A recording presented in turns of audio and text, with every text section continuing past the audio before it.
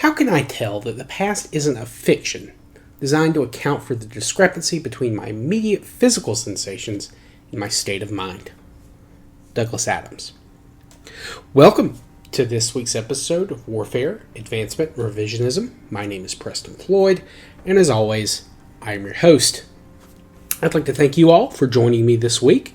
I hope you've had a good weekend. If you're a returning listener, welcome back. Thank you. And if you're a newcomer, welcome to you too. And I hope you will avail yourself of our backlog of episodes. Please like, rate, subscribe, download, etc. if you have the time.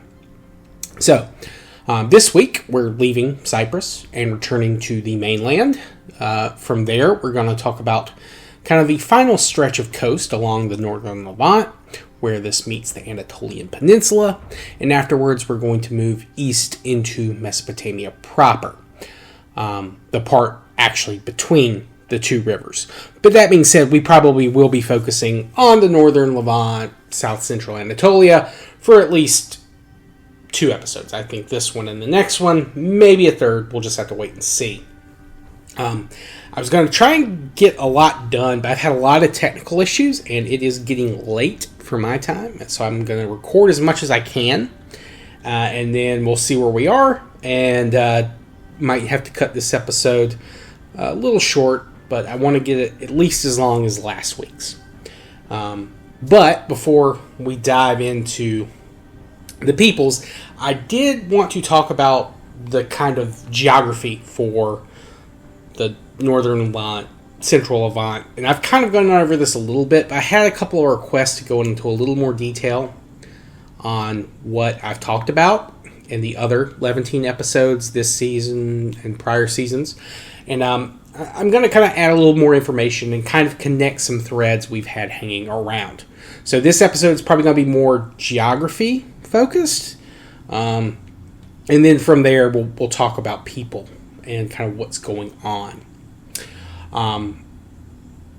Now, I mentioned briefly the Lebanon and anti-Lebanon mountain ranges in the Central Levant episode. The Lebanon range runs parallel to the Mediterranean Sea. And it actually is very parallel to the sea. And it is about 170 kilometers long, which is 110 miles. And averages about 2,500 meters in elevation, which is like 8,200, I think, feet, and its peak is at 3,088 meters, which is 10,130 some odd feet.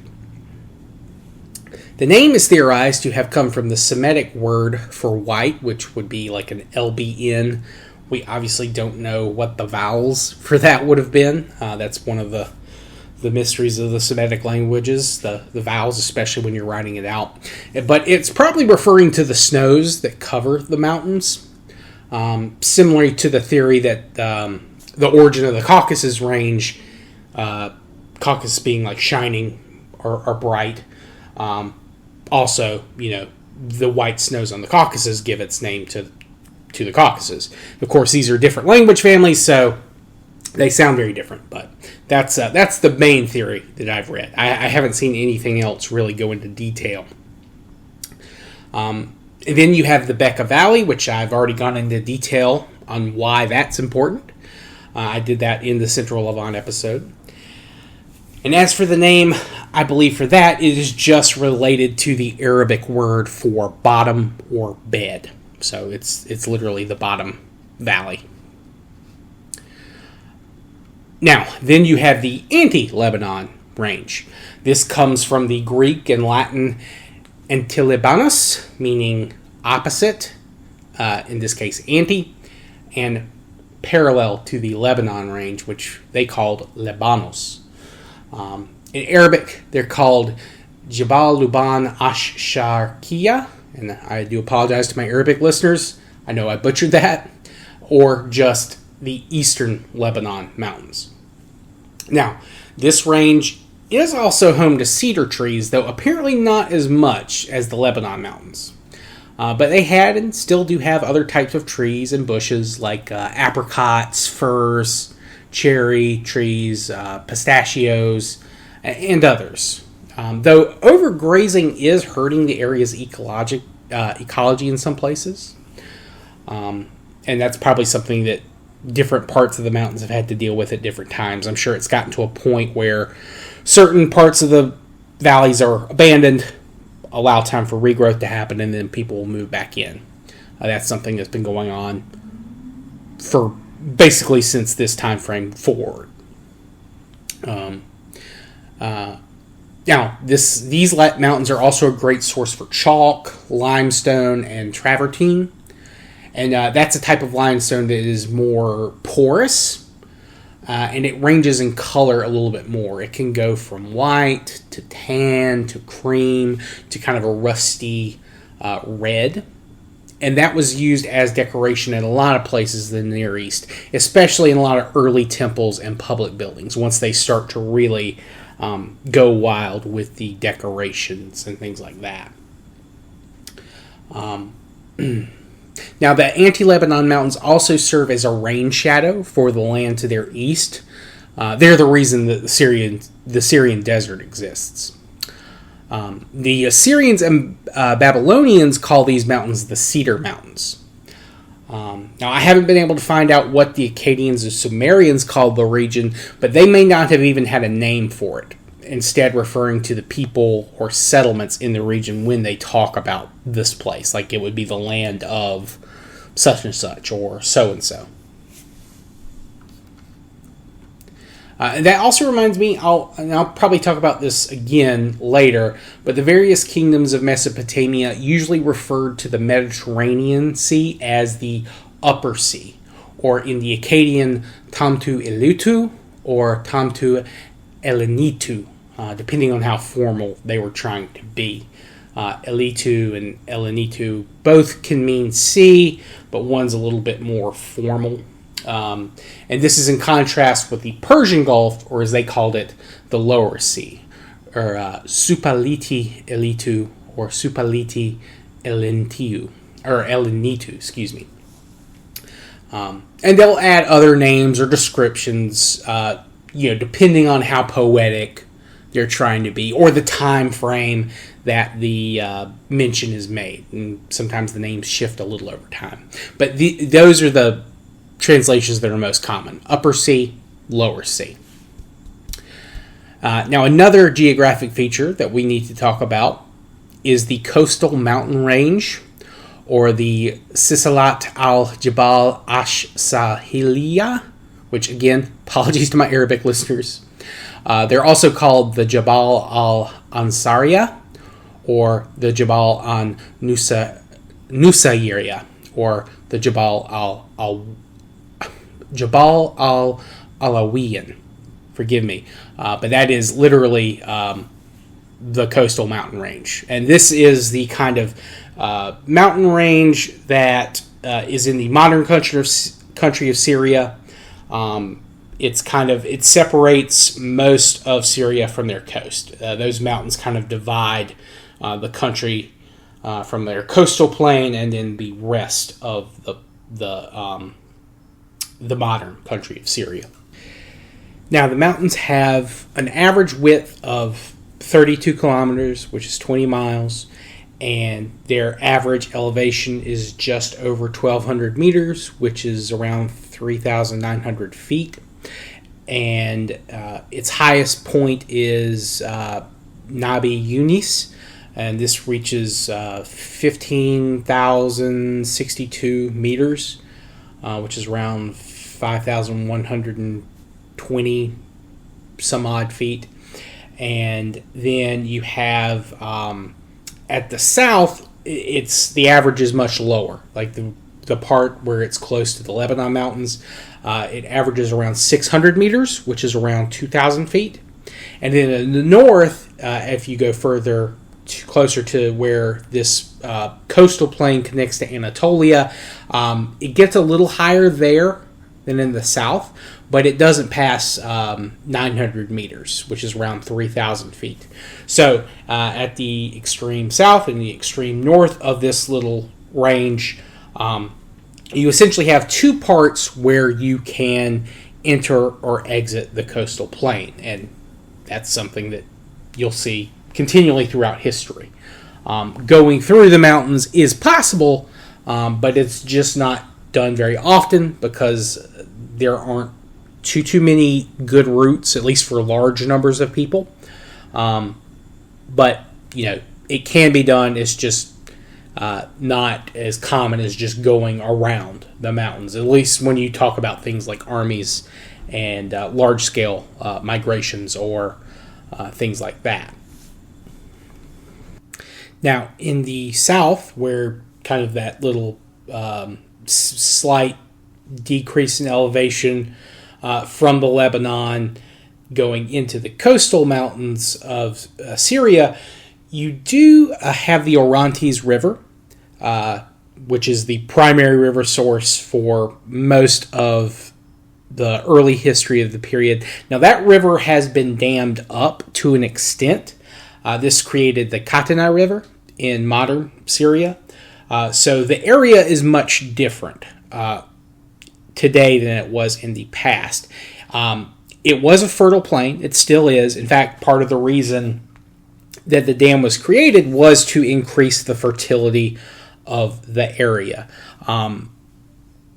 Parts of this depression are known as, well, the depression itself is known as the Al-Ghab Plain or the Al-Ghab Depression, and this literally means forest plain. But the soil there was not always the best. It was very hit or miss. There were some areas that were extremely fertile, and there were some areas that were not. And part of that is because of the Orontes River and other rivers, like I think it's the Al-Kahir River. The area was actually very marshy for a lot of human history. So not the best place with the constant water and flooding and things like that for large-scale agriculture. But it was a very good place to set up fisheries and things like that. I think there was catfish was a very big part of diet and economy for people living in the area for a long time. I think even into the modern day. I think until the 50s, essentially, when they started the project, 50s or 60s, when they finished it up.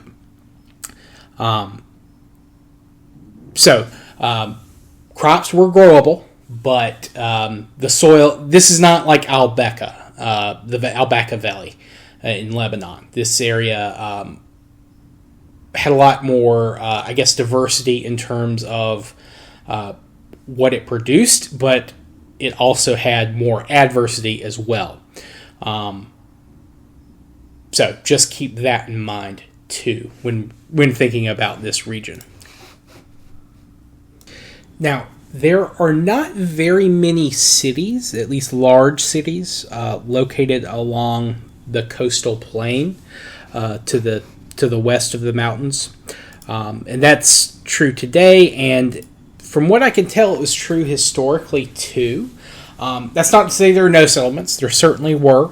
But they never really quite gained, at least as far as I can see, kind of the prominence that you would see further south in the Phoenician cities and in the Canaan cities along the coast to the south.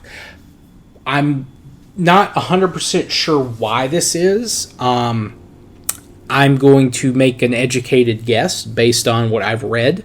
Now, I could be very wrong, and I'm going to continue to research this, but from what I can tell, the coast alternates between having like a lot of very sandy soil and large sand dunes, and then having very rocky kind of soil. So that's part of the reason. Another reason is it doesn't look like the harbors where you would be able to safely dock ships are very deep. Now, that's probably not too much of a problem at early stages of human sailing and all that, because the ships don't necessarily need very deep water. But, for things like protecting against storms and things like that, that is still necessary. So the harbors there may not have been the best for docking ships. Also, I know cities to the south, the Phoenician cities especially, were very aggressive in maintaining their preeminence with things like trade and sea travel. And I'm willing to bet they did not always like each other. I very much doubt that they would have liked people to their north, especially that close to the north, being rivals either. And they were more closely related to their neighbors.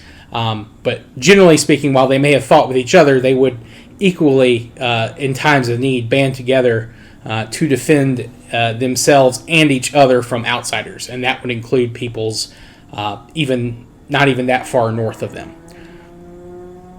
I'm also not sure that the mountains would necessarily provide as much wood as the ones further south did. I don't see very many, or I haven't seen very many historical mentions of the area being known for a lot of large-scale tree growth and wood, useful for making ships. So it's possible they may just not have had the resources to build large fleets. Also, a lot of the important, quote-unquote, important cities in this region are on the western side of the mountains. And they may have kind of kept a check over the coastal settlements by kind of closing off trade to the Mesopotamian states to the east and south. They definitely controlled all the overland routes through their territory. As I mentioned, places to the south, the Phoenician cities, if they wanted to, could cut off sea access or hampered sea access to any kind of coastal settlements. They also can just go through that Gob depression or the Gob Valley and take in, say, if the coastal settlements along Syria's mountain coast, if the inland settlements wanted to bypass them, they easily could. There are ways into Canaan, into Lebanon, into Phoenicia, where they don't have to worry about going down that coastal road. They controlled the access points through the mountains. So any kind of coastal settlements were probably very dependent on larger, better positioned, more populous cities. That's my guess anyway, from what I can tell from sources and reading and just general history of the region. In fact, past that, the Al-Gab, there is what's known as the Alms Gap or Akar Gap. Sometimes it's called Al-Bukaya. This is it's a relatively flat passage in the Orontes River Valley, and it is called the gateway to Syria. So it's what separates the Syrian coastal mountain range from the Lebanon and anti-Lebanon mountains. So that was a huge point of entry and exit to Syria or to Phoenicia, Canaan, whichever way you were going. That's a good way to get through, and it's extremely important even today. They've built highways and railroads through there. There's even, I think, an oil pipeline that goes through the gap. The Crusaders will eventually build the famous Crac de Chevalier Castle. They built it in the Homs Gap. It's a very, very important strategic region. In fact, Homs itself, which I had a viewer ask a question about, probably grew up from an early fortified site.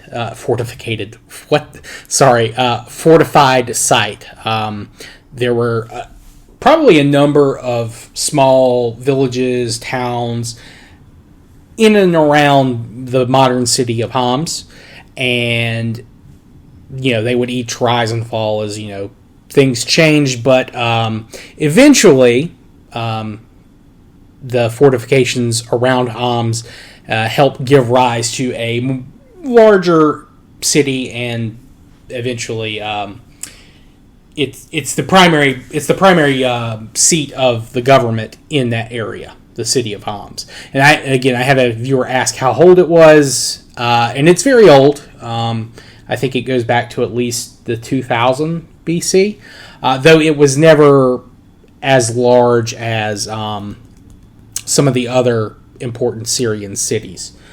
And it's not as old as those cities either. Though, again, probably, a number of villages kind of rose up and fell apart as time goes on in the region. Unfortunately, because of the work on the Orontes River Dam and all this other stuff, we've probably, like the Syrian Civil War, like that's a minor thing. There's probably a lot of archaeology that we've missed out on. Hopefully one day we can learn more about early inhabitation of the area. And I can't remember if I've mentioned it, so I'm just going to say it again. In the classical period, this mountain range was known as the Bargalis. That's the Greek term for the mountain ranges, and that came to the Romans. And that name will actually be used for, it came from a city-state or kingdom, and also, I don't know if it was a specific group of people who took their name from the city, or if they gave their name to the city. I don't know, but I believe it's the Bara. That's well in the future, but I just wanted to mention that that was the historical name, or the classical period name, for the mountain range before the Arabs spread to the region.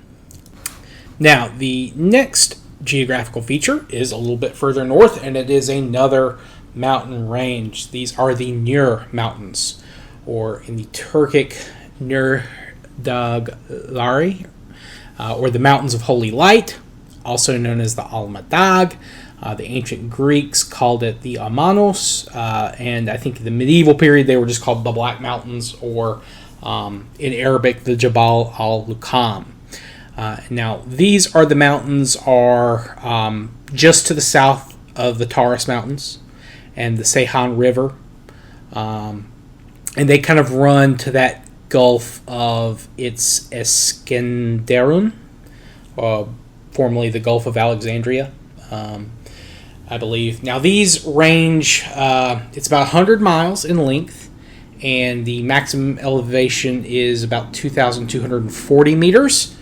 So that's 200 kilometers and about 7,350 feet.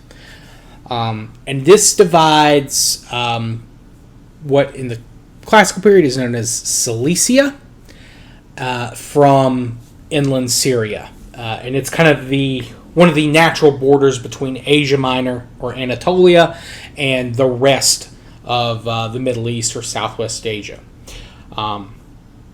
And there's a major pass that goes through these mountains. This is known as the Belen Pass, or the Syrian Gates.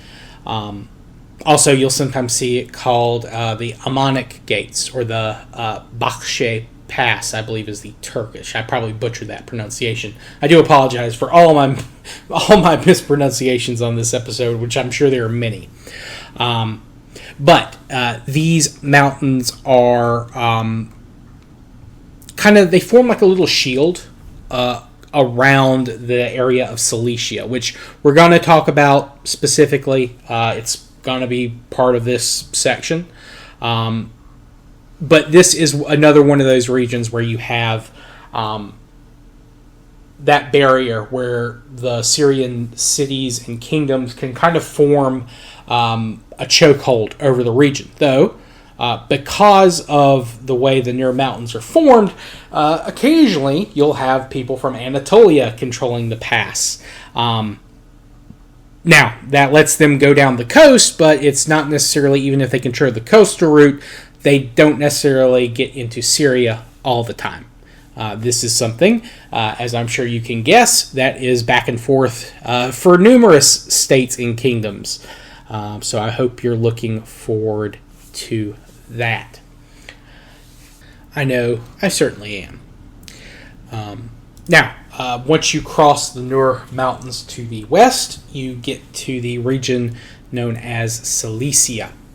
And this comes from a very old, it comes from the Greek, who gave it to the Latins, or to the Romans, and we got it from the Romans.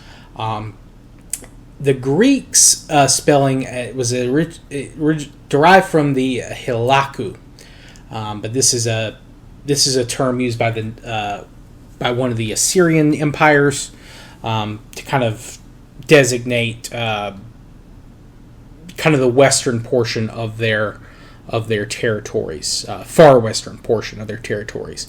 Though I don't know what it is supposed to mean. Now, Cilicia you can divide in kind of two separate regions. At least that's how the Greeks did. There was rough Cilicia, and then there was plain Cilicia. Now, rough Cilicia, as you might guess, was named for the mountains that kind of jutted down from the Taurus to the north. And this is kind of the boundary of the Anatolian Peninsula we're going to be talking about.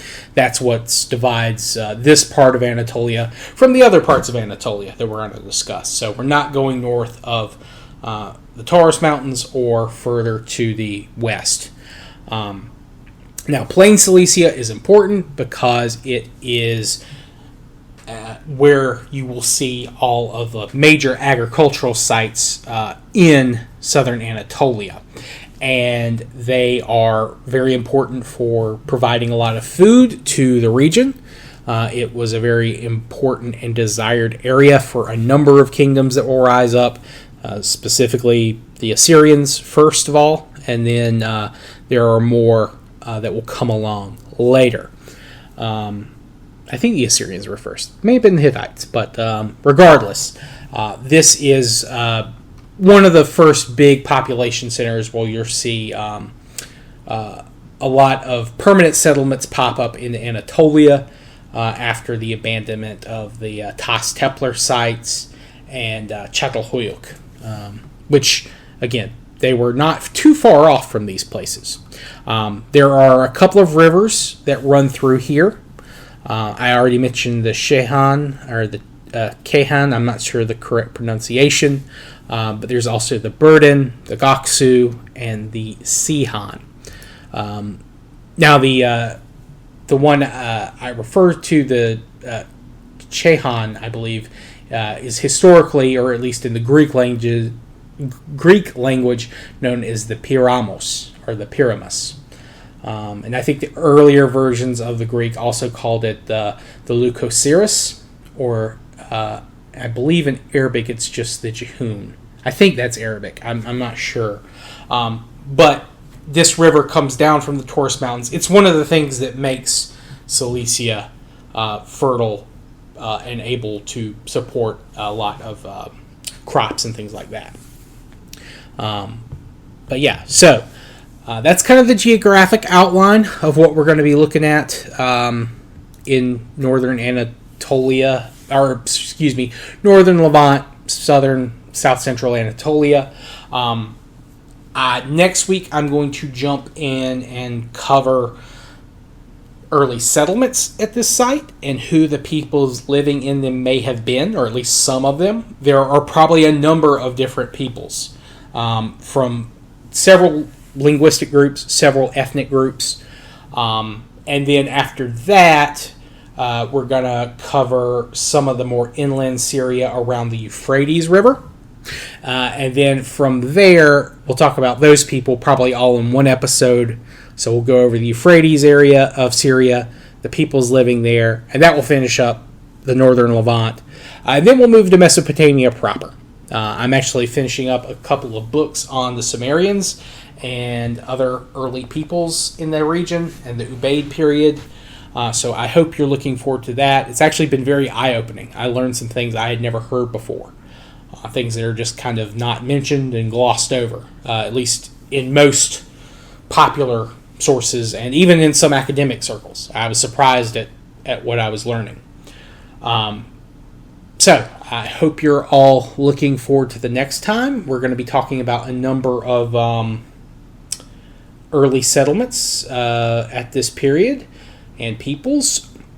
I'm going to go ahead and mention that this is an area where you see actually two different branches of the Semitic languages. The Eastern and Western kind of meet up in this region.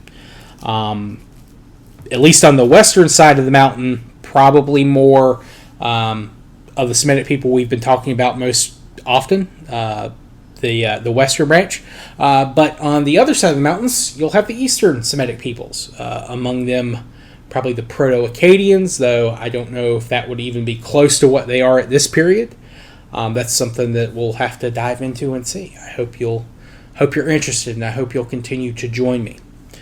I do appreciate all the support. I know this was a very geography-heavy episode. I know that's not necessarily what a lot of people are into.